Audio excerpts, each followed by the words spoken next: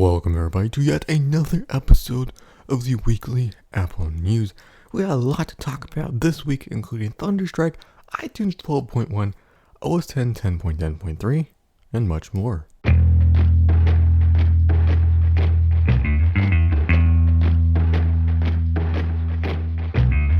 I'm Mark Parrish, joined with Taylor McKenzie, and you're listening to the weekly Apple News.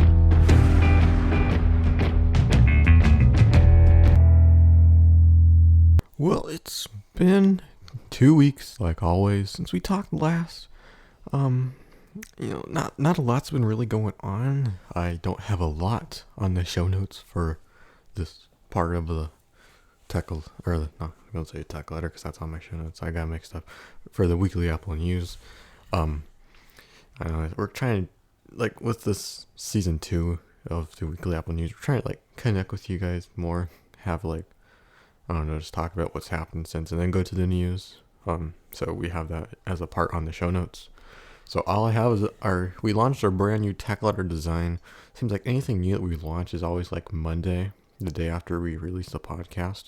So if you're subscribed to the tech letter, you've probably seen about 10 of them now, of the new design. We took your guys' feedback and we made our tech letter better. So if you want to, go ahead and subscribe to the tech letter sent every day.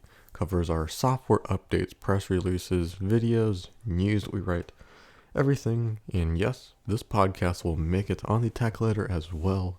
You can subscribe with that link down in the show notes.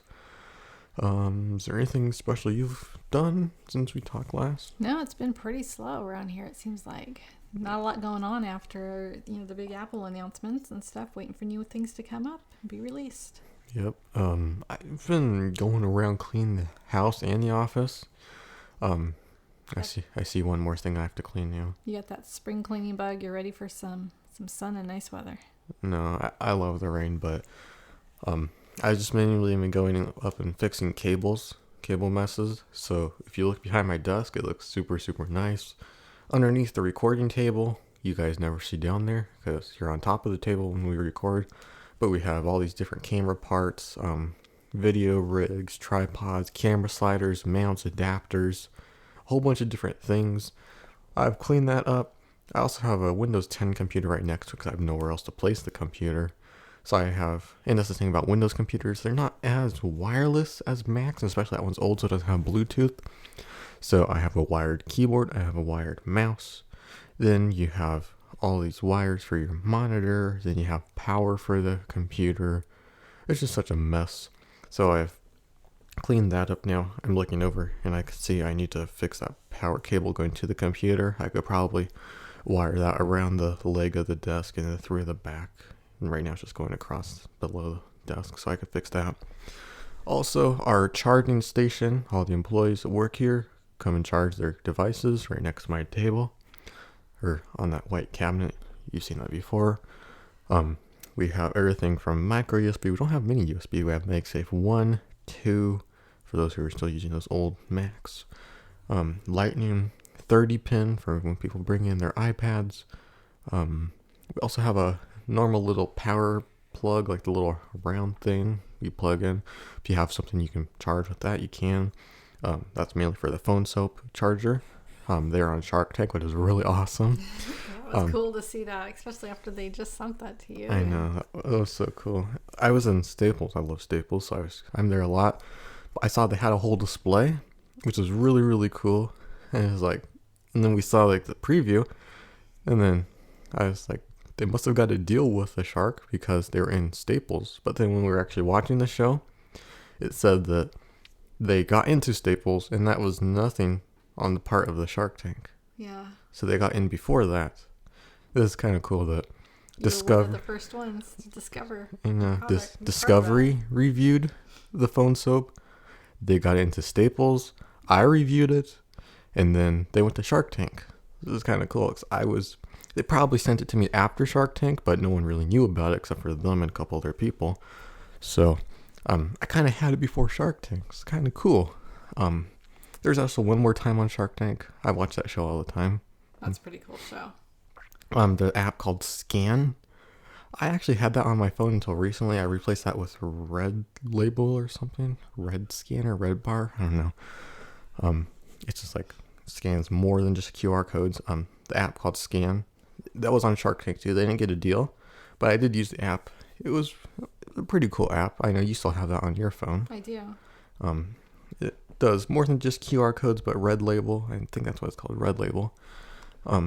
That app, it does more. It does barcodes as well. It does it better than Scan, but I do love Scan. Yeah, that's pretty much it. So let's get on to the news. So the first thing we have to talk about this week is that photos show iPad Pro renderings. These were made by Martin Hajek, I believe. He does a lot of mock-ups for Apple products that should be released. It's all based on rumors. Has a 12-inch screen and has a stylus too. It's a really cool stylus made of metal, and then you have like this little Apple logo on the back that lights up. It's pretty cool, and he just made it based on rumors of other Apple devices. So it's nothing real, but it's kind of cool. You get to see what it's like. Next article is OS 10 10.10.2 to include Thunderstrike fix. So if you're not familiar with Thunderstrike, it's the ability that hackers can edit or change or replace the boot ROM on your Mac directly from the Thunderbolt port. This affects all Macs with the Thunderbolt port on there and just allows them to plug in a Thunderbolt device, boot your Mac from that, and you can replace the boot ROM from there. So they found this out a couple of weeks ago or maybe a month ago. It's just a way for people to replace your boot ROM with other stuff that they could probably just take other items from. Apple was expected to fix that, but I usually don't do this, but I'm skipping ahead to the next article. I'm not skipping ahead, but I'm revealing the answer, and they didn't fix it. So with 10.10.2, because we'll talk about that a little bit later in this episode, Apple did release 10.10.2, and they did not fix it. The next article let's talk about is T-Mobile announces SCAR program. They always have the weirdest names. Yeah. But I love what T-Mobile does. They're Un-carrier. It's mainly why I picked them. They do some of the best things. Much, much better than any other carrier. But the SCORE program, I feel like I should yell it because it's all in capitals and it's capitalized. The SCORE program costs $5 a month, but it gives you benefits on buying devices. T-Mobile says after being with their SCORE program for 6 months, which is $30 paid out of your pocket, you could get you could get an $80 device for free. So it's just their way of giving you discounts. They make a little bit of money when you pay $5 a month, but the more you wait, the more you can save on a device. So after 6 months, $30 paid, you get an $80 $60 paid. We're at 6 months right now. Oh, sorry. Captain in the head. I think you said 12 months. No. After 6 months, $30 paid, you can get an $80 device free. After 12 months, which is $60 paid, it's a $150 off of a device. Or if you can find a device for $150 or less, then it's free. So they're still making out because you're spending hundreds of dollars on a new device that you might not have otherwise purchased. Mm-hmm. So you get the iPhone, it's still like $500 really. So it seems like it's a good deal. I would get it if it was like any other benefits, like free subscriptions to other stuff like music or something. But I don't know. I could go directly through T-Mobile to get my iPhone, because I get a new one every year for you guys, getting the 6S and the 7. I wonder if they're going to come up with the iPhone 6S Plus, because they didn't come up with the iPhone 6C, like, you know, have a new iPhone every year. They didn't. I don't know if the 5C is going to be like an every other year thing. So like this year or later this year in September, we'll see the iPhone 6C. They're going to do that. I don't know if that was just a one-time device or something. And if they're going to come up with an iPhone 6S Plus, or if that's an every other year thing too. Yeah, it'll be interesting to see what they do. Yeah, 'cause See how popular that 6 Plus really is out there. the 6 Plus, I've read lots of things that said the 6 Plus did gain quite a bit of, it pulled quite a bit of people from the Android side over. So they definitely won't be getting rid of that anytime soon. No, so it'll be interesting to see if they update that along with the iPhone 6. But yeah, so I go directly through Apple, wake up at 2 in the morning. Again, I'm so lucky that I was able to get that. I thought that, well, first when I turned my computer on at like 1 in the morning, 1:30 or something, there was like, said their site was still closed. So then I laid in bed for a couple minutes, like 5 minutes, and I loaded the page again, and it worked. I bought the phone, I bought a case, which I ended up canceling because it was going to take 6 days, and I could have just walked into the store, which I did. And then the next day, I was reading a whole bunch of things, like Apple's app didn't work, their website was crashing, nothing was working. So I don't really know what was going on, but I was so lucky to get that. So I'll take my chances again. I'll get up at 1 or 2 in the morning whenever Apple does their thing again. And I will buy the iPhone 6s. I don't like going to T-Mobile's because I get an unlocked one, or T-Mobile, they lock it, but they can unlock it for you. But I don't know. I just prefer going directly through Apple. That way I get it right away too. I don't have to go get up early. I just sit at home, or sit at the office, take a nap. When the UPS guy comes, usually late at night, they always come at the worst times. Yeah. I can get it. I don't have to do anything. The next article we have to talk about is Apple to close test flight website. So back in June at WWDC 2014, Apple announced that they purchased TestFlight, a popular application testing service, and now you could do it all through the TestFlight website. But since Apple purchased it, they kind of want you to do it more through iTunes Connect. They have their own application, TestFlight. I've been testing a couple apps for people, not a lot though. So I've been doing that, and developers can do it directly through iTunes Connect. They can also do it through TestFlight, but now Apple wants developers to move towards iTunes Connect and drop the TestFlight website, which they will be closing on February 26th. So this is the same as before. You can do the exact same stuff with iTunes Connect as you could on the website. It's just going through Apple, and that's pretty much it. It'll be closing on the 26th, but you can do all this directly through iTunes Connect. Apple finally releases iTunes 10.10.2. I was expecting something better than that. There's just Wi-Fi fixes, which I haven't noticed any Wi-Fi improvements, and there's been lots of things saying people still have Wi-Fi problems. I don't know if I have Wi-Fi problems and I'm just not used to it, or I don't have any Wi-Fi problems, because our internet's slow enough as it is, so I don't really notice any difference. I did a little bit for like the first couple weeks with 10.10. Then with 10.10.1, it was a little bit better. I haven't noticed any really difference between 10.10.1 and 10.10.2, but people are still saying they have Wi-Fi problems. So Apple says they did Wi-Fi fixes. They also say that you can now view iCloud Drive in Time Machine, so you can view previous versions, previous files that were in iCloud Drive. Apple releases iOS 8.1.2. This is another release on the exact same day. They like to release iOS and OS 10 on the same day together. It's kind of weird. But really doesn't include much either, just bug fixes. And Apple got sued and did a lawsuit and stuff where people are complaining you had to have too much free space on your phone to upgrade to iOS 8. So now with 8.1.3, the required storage to update is now less. So you don't need as much free space on your phone to update. That's pretty much the other thing that was fixed. Not much, really. And sit back, because this is going to be cool. Apple confirmed when we're going to see the Apple Watch. Oh, yeah. Yeah. Tim Cook confirms April Apple Watch launch. April. A long time. Only 2 more months. It's going by quick. Lots of rumors that it was going to be next month, too. And we'll talk a little bit more on the Apple Watch and Apple training employees at the very end of this episode. But during the quarterly earnings call, someone asked Tim Cook when they're going to be launching the Apple Watch. And he said Development for Apple Watch is right on schedule, and we expect to begin shipping in April. So, knowing Apple, it'll probably be like the last day of April. So, April, sometime in April, we'll see the Apple Watch finally. Good luck trying to try one too, because I'm sure it's going to be really, really busy. Definitely. Yeah.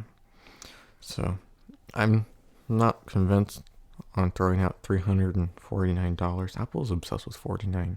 The iPhone $649, $749, $849, $949, and then the Apple Watch is $349. Probably because it sounds cheaper than $99 for everything, even though they're probably could have gone $299. Would have been better. Yeah. But I don't know. I probably should have talked about this earlier, but we've been saving up to get a 4K camera. We got quite a bit of money. I don't know if I should tell you how much. I probably shouldn't. Jay wouldn't want me to. He's been in charge of that. He's our CFO here, and he probably wouldn't want us telling you exactly how much, but he would say not enough to buy the camera, so donate. Donate to us. It always helps. Any amount is appreciated. Or not any amount. Any amount is appreciated. You can do it on Google, YouTube, do any amount you want, or if you do it on directly through Apple Tech 128 IP-software website, it's set amounts, but you do get a little bit of something from us as well. But we're working up towards purchasing a 4K camera, so we could buy the camera in a while, or we could buy the Apple Watch. We do have enough money to probably get an Apple Watch, but that would set us back on a 4K camera. So let us know if you'd rather see a 4K camera sooner than later, or if you'd rather see the Apple Watch. We'd definitely be willing to make that happen for you guys. So let us know. Apple releases iTunes 12.1. So this is an update to iTunes, of course. And there's just sync fixes with iPhones, iPads, and iPods. But this is actually kind of cool. Apple's finally taking advantage of their own thing that they're doing. This version includes a Yosemite Notification Center widget. So this shows you what is currently playing. You can pause it, play it, rewind, fast forward, and if you're listening to iTunes Radio, you can even buy the song directly from the Notification Center widget. Vine Kids launches for iOS. So, Twitter app Vine has now launched a new app called Vine Kids. This is made for kids 5 and under, but yet the minimum age requirement on the App Store says 4+, so it's anywhere from 4 to 5, I guess. That's funny. Yeah. So it's made for kids. They make their own little videos with the Vine. It's pretty much the exact same thing, a more simple interface, and it's only kids. So it's just created solely for kids, and it's just a place for kids to do their own stuff. This is kind of cool. Video shows Tesla Apple Watch app, one of the best cars of all times, and now a developer has used Tesla's SDK to create an app for the Apple Watch. So this little watch allows you to control your Tesla by starting it, turning it off, unlocking, locking the doors, honk the horn, change the climate in there, change the heat or air. You could even see where it's parked. That's awesome. Right from your Apple Watch. So it's kind of cool. So maybe we should just skip the 4K camera and get the Tesla.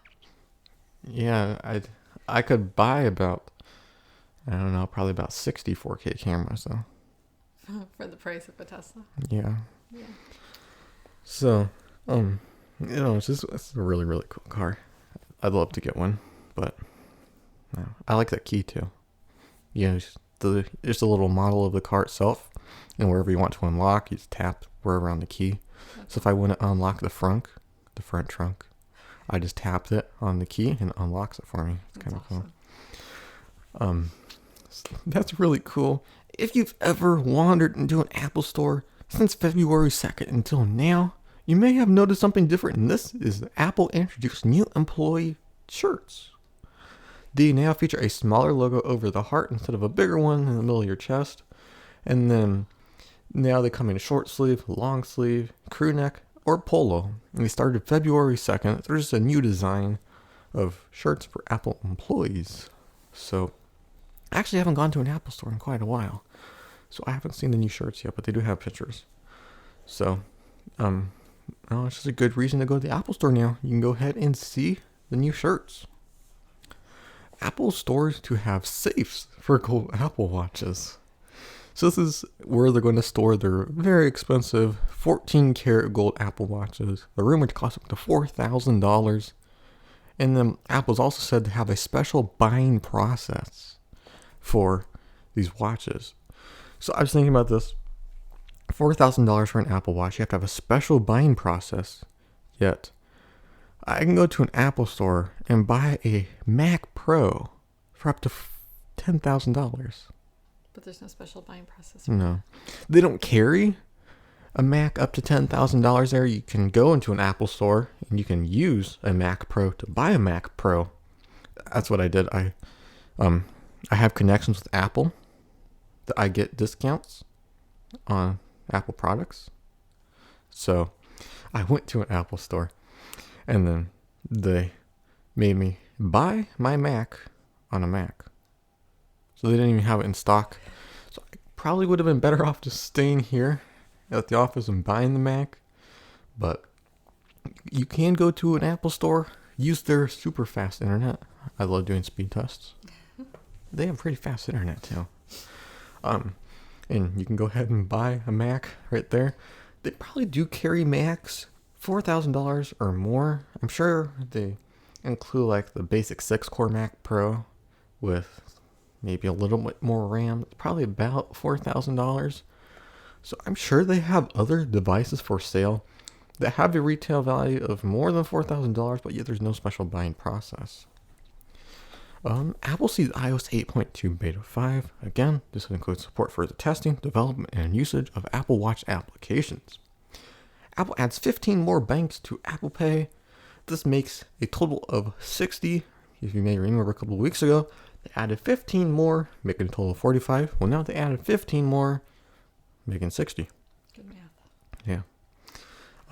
It's actually on the show notes, but I am good at math. I wonder how many people actually have these banks. Like, you have Bank of America, Chase, Wells Fargo. It's big ones. The big banks. All of those support Apple Pay. I think. I'm not sure. I don't even know. I've only used Apple Pay with Bank of America. But who has these things? Like, Ranchers Only Texas Bank.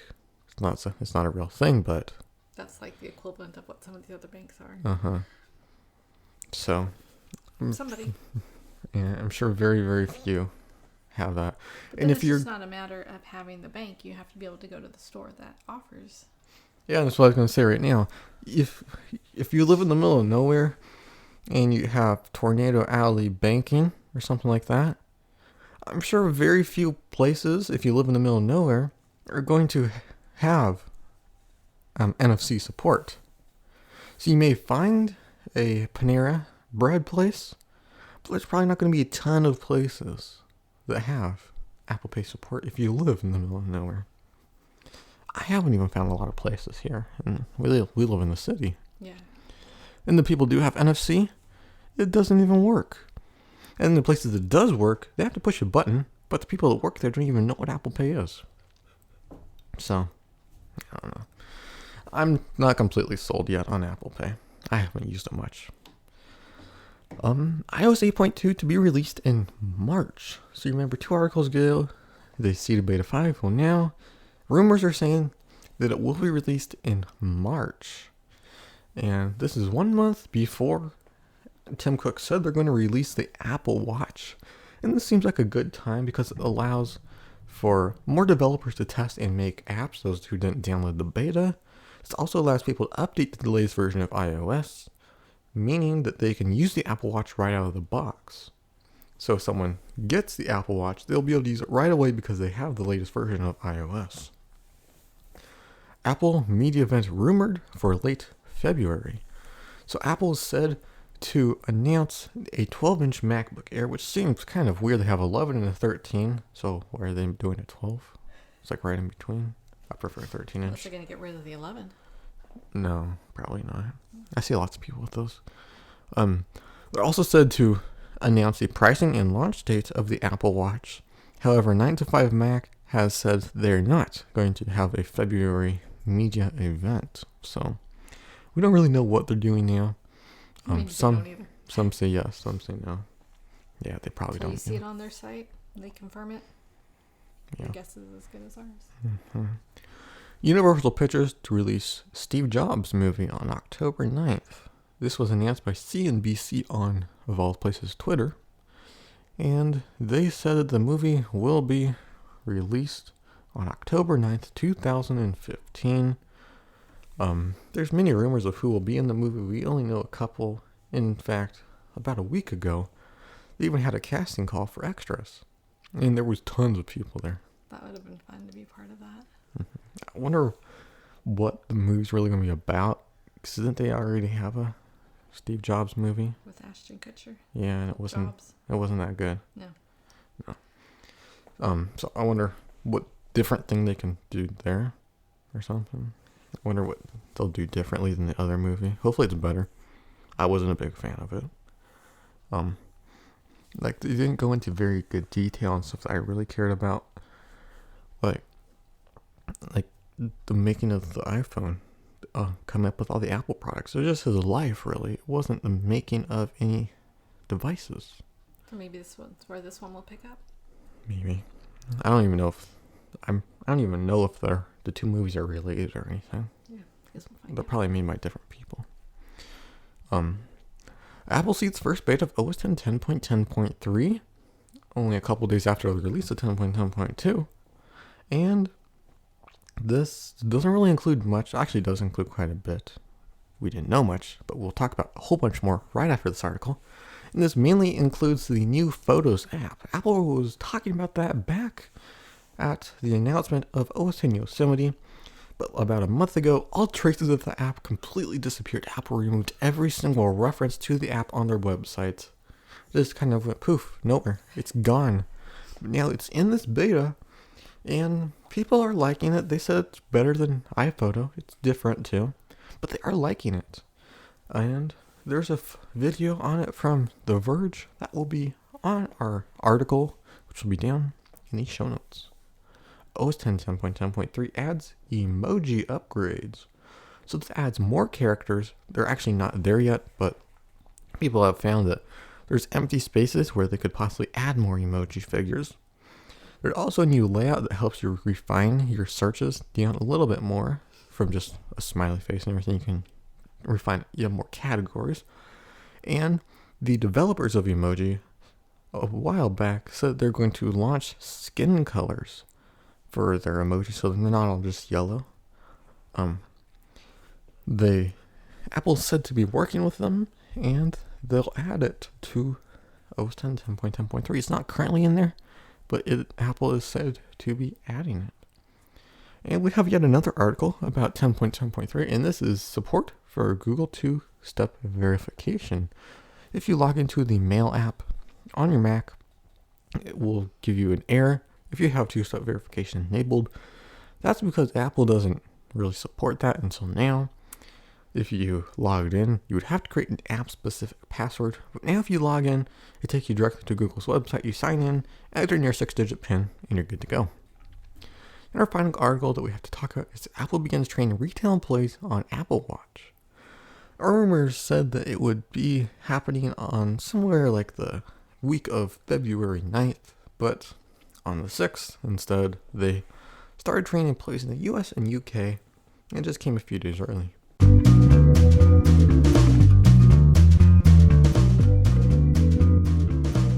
Well, you know that music, that means it's time for yet another app pick of the week. Mine is Shades. So this is kind of like Tetris, where you have to match the different color blocks. You have to get them the same color across the row, and then once you match those colors, the row disappears, and then you go to a new level. So you have to kind of keep doing it over and over and over, trying to see how many rows you can get rid of. So this is kind of cool. It's really fun. It was Apple's free app of the week 2 weeks ago, but now if you want it, it's $1.99 on the App Store. So my app pick of the week is Slide the Block. It's a free app. And what it is, it's like that old time game, a little small handheld game that you used to have with numbers, and they'd be disorganized, and you could have put them in numbers like 1 through 15. So it's kind of like Oh, that. I love that game. I remember that. Um, I'm so good at that. It's so boring now because I'm super good at it. This is hard though. I so played this it. is similar, except what it is, it's using blocks, and so you just have 2 or more red blocks that need to be matched up, and you just use your finger to move blue blocks out of the way, so that way the red blocks can line up and be attached to one another. It's a fun game, lots of concentration. Some levels evidently, obviously are more difficult than others. There's 150 levels on the game. As long as you pass, they have like a goal for you for the number of moves it should take you. If you pass that, you get a gold star. If you don't, you just get, and you still pass that level, you get a check mark and can proceed on. So 150 levels, all different difficulty levels. I was able in about a week and a half get through all 150 levels. I didn't get stars on all of them, so now I'm kind of going back and going through that. So it's fun, great game. Be nice to see when they have more levels. When you get to the end there, it just says coming soon. Okay, so those are our app picks of the week. And again, links to everything we talk about, including the apps and the articles, will be in the show notes. Well, that is going to do us for this episode. I want to thank you guys so much for watching. It means so much to us as always. If you want to feel like you're being awesome, you can go ahead and hit that subscribe button on iTunes, on Stitcher, or on YouTube. It always means so much to us. And if you want us to get some more 4K content coming soon, be sure to feel free to donate to us. That will also be down in the show notes with everything else we talked about. There will be a link. If you're listening to this on YouTube or iTunes, there'll be a link right there saying view the show notes here. Click that link, or in the case of iTunes, just copy and paste it. That will then take you to our website for IP Podcast. Look for episode 31, which should be at the top if you're listening to this between now and 2 weeks from now. And then you will be able to see everything we talked about and click links. But anyway, that is all for this episode. I want to thank you guys so much for watching once again. This is Mark and Taylor. We'll see you next week. Or in 2 weeks. Yeah. 2 weeks. 2 weeks.